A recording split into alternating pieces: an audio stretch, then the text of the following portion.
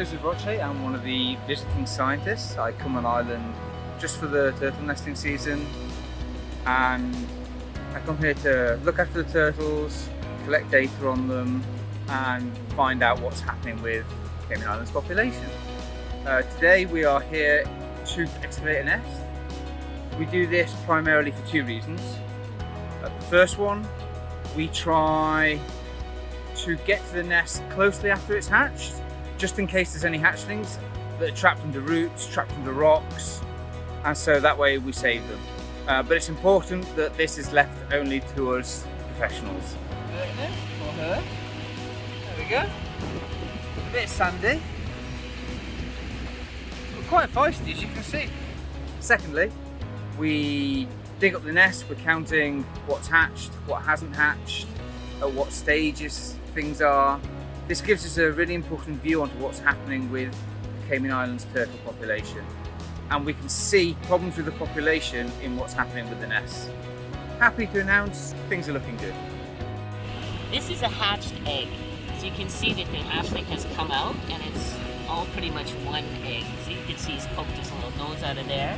And we count the hatched eggs and the unhatched eggs to see what our success rate is for the nest. I'm Lorri Lamb and I'm the volunteer coordinator. We have 54 volunteers on Grand Cayman, and they walk the beaches, particularly 7 Mile Beach, 7 days a week during turtle season. And they report where the activities are, and the survey team will go out and identify the nests. So the volunteers we have, this program would never run without the volunteers. It's really great.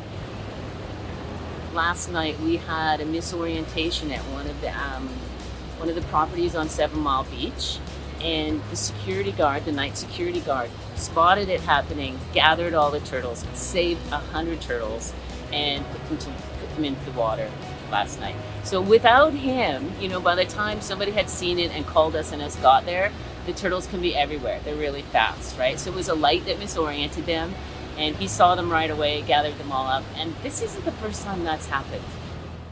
My manager told me this week the turtle baby is hatching, so that's why I gonna check always on my round. So I saw and I called the manager and she helped me, and we collect the on bucket and we release on the ocean. When baby turtles emerge from their nest at night, they go towards the brightest light they can see.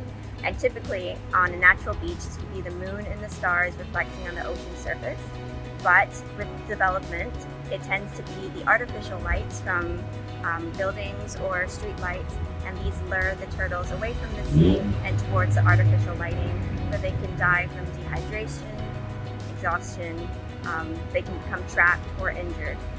We've had an incident where the property turned their lights off, but accidentally one light was left on, and this one lone light was enough to cause almost 100 baby turtles to go away from the ocean and towards the artificial light on the beach. So if you are on a nesting beach, we would encourage you to retrofit your current lighting to turtle-friendly lighting. So you can always call the Department of Environment. We are really happy to help with this, and we can point you in the right direction. And that's really how, a turtle conservation program has to go. Local community needs to be a part of it.